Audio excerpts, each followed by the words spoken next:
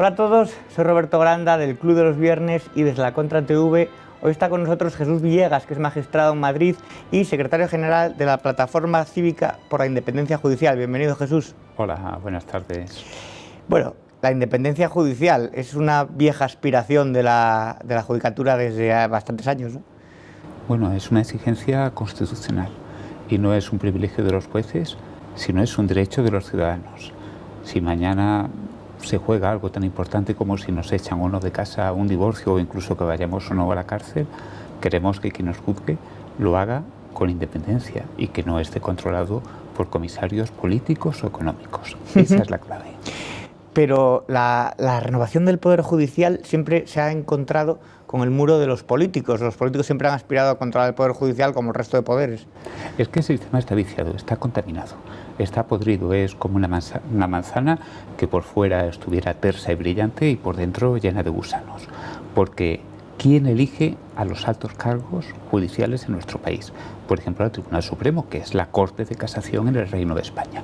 Lo elige el Consejo General del Poder Judicial, que a su vez lo eligen las cámaras parlamentarias, o sea, los políticos, los partidos políticos en unas reuniones muy opacas llevan sus cambalaches, sus negocios y determinan la composición del órgano de gobierno.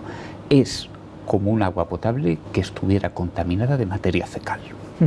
Imagino que para un juez, para un magistrado, para alguien que se dedique a la justicia, tiene que ser bastante descorazonador escuchar a Pedro Sánchez diciendo, bueno, ¿y la Fiscalía de quién depende? Como asumiendo que es una cosa de ellos y que son el gobierno y por lo tanto tienen a la Fiscalía en sus manos.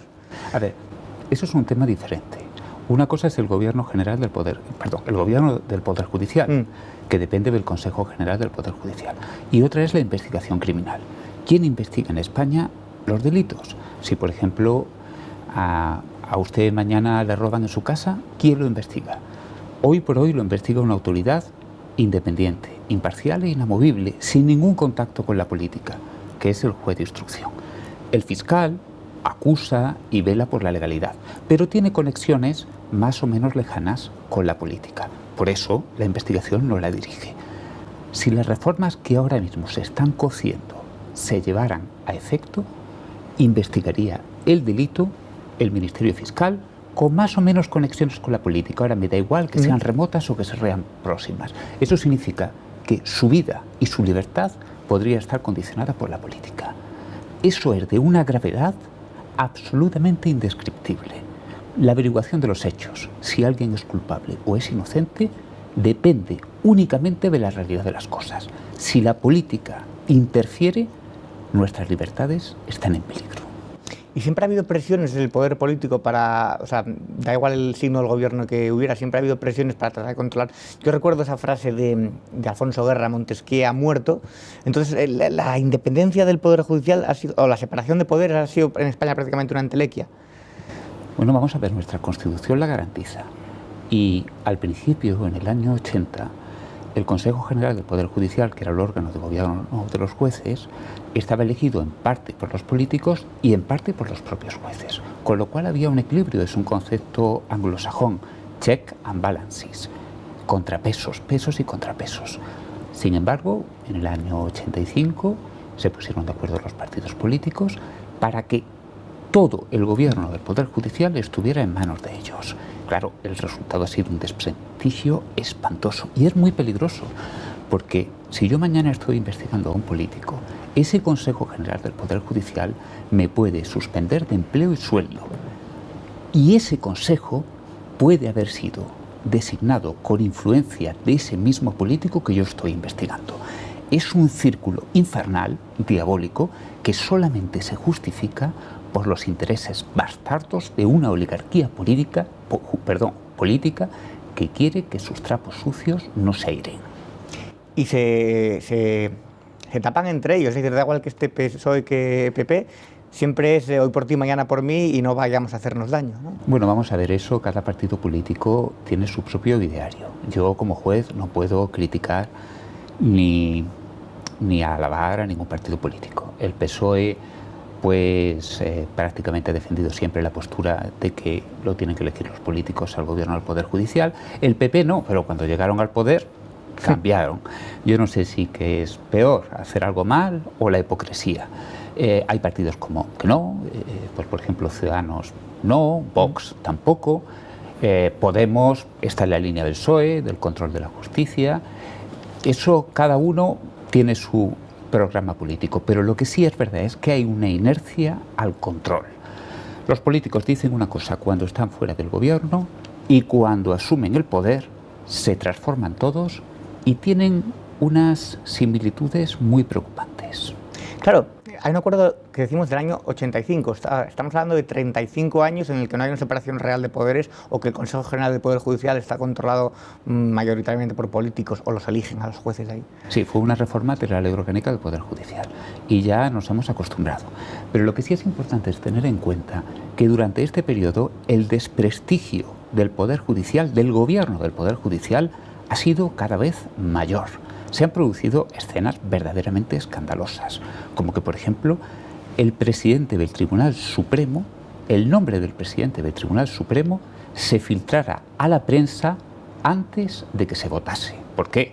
Pues porque ya lo habían decidido los partidos políticos al margen de lo que hubiesen votado ese Consejo.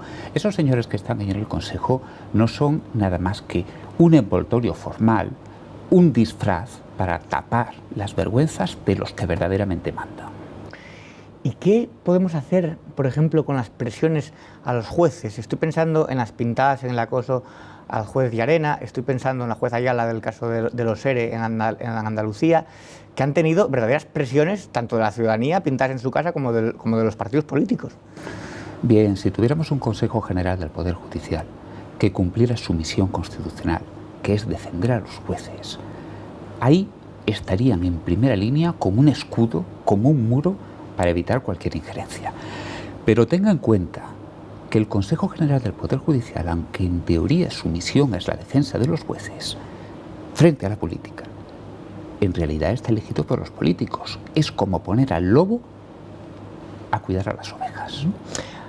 Es cierto, hablando de filtraciones, la sentencia del proceso también se filtró el resultado, cuál iba a ser, antes de que saliera. ¿Qué pasó ahí? Y ¿sabe si el juez Marchena tuvo algún tipo de presión? Porque hubo bastante polémica respecto a esa... Si quiere luego entramos un poco al detalle sobre qué piensa usted concretamente sobre la sentencia del proceso. Pero sobre todo porque esa filtración, ¿verdad? Que ya se hablaba en la prensa de que no iba a ser rebelión, de que iba a ser...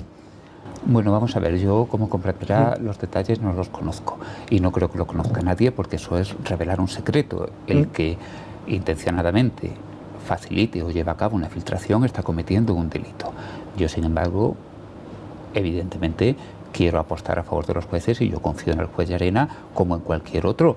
Fíjese que si a todo ciudadano se le garantiza la presunción de inocencia, igualmente a un juez, no seamos más, pero tampoco menos. ¿Y qué piensa un juez cuando, por ejemplo, hay una sentencia y, sin embargo, ve que se concede un tercer grado o que personas condenadas a 11, a 13 años de prisión por el caso del golpe de Estado del 1 de octubre ya están durmiendo en su casa los fines de semana, ya tienen una serie de condicionantes y de privilegios, ¿no? Cuando ven salir de la cárcel al mismo, estoy pensando en Oriol Junqueras, por ejemplo? Bien, lo que piensa el juez no debe influir. No influir. Bueno, pero aquí estamos para opinar también. Sí, mire, es muy importante tener en cuenta esto. Algunos jueces, los menos, dicen, bueno, como la ley es ambigua, yo ahí puedo meter mano y de tapadillo introducir mi ideología. Eso es una violación, eso es una prostitución de la justicia. Yo como juez, fíjese, todos los días al levantarme, tengo que hacer el esfuerzo, y a medida que pasan los años es lo que más me preocupa, para que mis creencias, mis prejuicios, mis manías no influyan. Si yo tengo una determinada ideología, que evidentemente la tengo porque no soy un ángel venido del cielo, tengo que hacer una profilaxis intelectual, una decencia de mi conducta para que eso no influya. Y yo me siento más orgulloso cuando el pronunciamiento que dicto va en contra de mi ideología, porque significa que he sabido distanciar.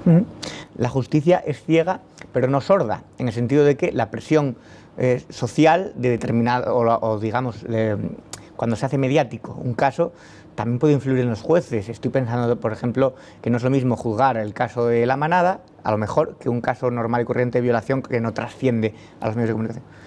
Bueno, pues eso es de lo que hablábamos antes, que mire, somos seres humanos, somos hombres, no dioses. yo tengo que pagar una hipoteca, yo no tengo tierras, yo no tengo negocios. Si a mí me suspenden de empleo y sueldo, yo paso hambre. Es que no estoy exagerando. Yo conozco el caso de un juez que se tuvo que poner a trabajar de telefonista. Entonces, claro, tener la espada de Damocles ahí, de un consejo elegido por los políticos y una política que puede ser sensible a las corrientes de la opinión pública es muy peligroso. Fíjese, en el caso de La Manada fue infame. Publicaron los datos personales de este señor, lo sometieron a escraches. La foto. Llegaron incluso por parte de altas esferas de la política, estoy hablando del ministro, a cuestionar su salud mental. Así no se puede ejercer la justicia con un mínimo de objetividad. Eso no es. ¿Y cómo es posible que antes de que saliera publicada la sentencia, en el caso de La Manada, por ejemplo, nadie la conocíamos, ni nosotros? O sea, solamente la conocían los jueces que la redactaron. Ya había manifestaciones en contra de esa sentencia, sin habérsela leído. Eso es porque se manipula a las masas de una forma que actúan como un rebaño, como un ariete de choque contra el Poder Judicial. Bueno, eso es una concepción de la justicia totalitaria. Las masas se manifestaron no porque conocieran la sentencia, sino porque querían influir en el resultado de la sentencia. Sí, claramente. Bueno, Jesús, ¿y la Plataforma Cívica por la Independencia del Poder Judicial? ¿Qué acciones tiene, qué movimientos, a qué se dedica para que lo sepa la gente que no la conoce? Bueno, pues la Plataforma es una asociación transversal. La componen jueces, yo soy juez, pero también abogados, hay muchísimos abogados, hay catedráticos, fiscales, secretarios judiciales, incluso gente de fuera del ámbito de la política, hay médicos, y lo que queremos es luchar contra la politización de la justicia. Hemos emprendido muchísimas acciones. Quizás la que más repercusión ha tenido son los informes que hacemos sobre los nombramientos de altos cargos judiciales, esos que hace ese Consejo General del Poder Judicial politizado. Y son unos informes que tienen mucho prestigio porque destapan el escándalo que otros quieren callar. Miren, aquí en España, para llegar a ser un cargo judicial importante, miembro del Tribunal Supremo, de una audiencia provincial, presidente de un Tribunal Superior de Justicia, o tienes padrinos o te mueres de asco. O tienes contactos allí arriba para que muevan los hilos, o te mueres. Fíjense, tenemos un montón de trabajo en el juzgado, una gran responsabilidad. Tampoco somos monjes, tenemos que cuidar a la familia, tenemos que atender a una vida. Estamos continuamente bajo presión. Es un caramelo envenenado el que te dan para poder ascender y mejorar de vida a cambio de venderte a la política. Hay comercio de togas, hay corrupción jurídica y esto es lamentable. Le digo, los que participan en este juego son una minoría. La gran mayoría de la carrera judicial mira con asco y con vergüenza esa situación. Sin embargo, algunos colaboran y nos manchan a todos. Dice que es una minoría, pero como usted dice, si se niega a colaborar en eso, le puede tener problemas en su carrera. Bueno, vamos a ver. Si ningún juez aceptara el cargo que le proponen los políticos, pues entonces aquí no habría nada que hacer. Ahora se va a renovar el Consejo General del Poder Judicial. Bueno, dicen que se va a renovar, lleva ya una demora porque su mandato expiró casi hace 2 años, pero no se renueva porque los políticos no se ponen de acuerdo. Si no hubiera jueces que se ofrecieran voluntariamente para que los escogiesen, evidentemente el sistema no funcionaría. Hay una asociación judicial, que es Foro Judicial Independiente, que se han negado a participar y que jamás llegarán a nada. No tienen ningún cargo en ningún sitio, pero las demás asociaciones sí participan y al mismo tiempo se quejan. No se puede estar en misa replicando. Sin separación de poderes no hay democracia posible. Es lo que le decía al principio. Por supuesto que no hay democracia, pero lo que no hay es seguridad jurídica. ¿Qué garantía puede tener usted cuando vaya a un tribunal de que le van a juzgar con ecuanimidad si la persona que está puesta ahí depende, aunque sea psicológicamente, de sus padrinos? Mire, dicen, no, es que te eligen y ya, pues, obras de una manera desligado de tu origen. Porque claro, a mí me ha propuesto el PP, me ha propuesto el PSOE, pero luego después yo obro con absoluta independencia. Eso es ridículo. ¿Se creen que somos niños de parvulario o qué?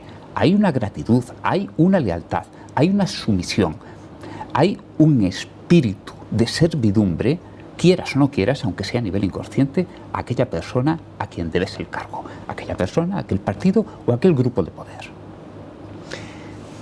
Pero entonces, esto que pasa con los jueces, lo que me está contando, yo pienso, también pasa con el periodismo, que hay una serie de nombramientos políticos, pasa incluso con los médicos, pasa en casi todos los sectores. Lo que pasa que con la justicia casi parece más grave porque depende mucho la seguridad jurídica y el futuro de personas que van a ser juzgadas. Bien, vamos a ver, es una lacra de nuestra sociedad. La política tiene su sitio, los políticos son los representantes del pueblo, pero la política no puede extenderse como una metástasis y contaminar todo el cuerpo social.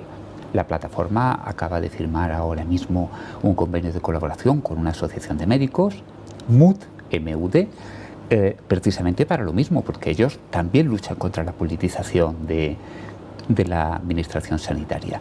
Y con los periodistas otro tanto de lo mismo. El periodista tiene una misión que en muy buena medida se parece a la del juez. Tiene que informar de los hechos con neutralidad, sin contaminarse por sus prejuicios y al margen de presiones. Sin embargo, por desgracia, los periodistas hoy día también están muy presionados.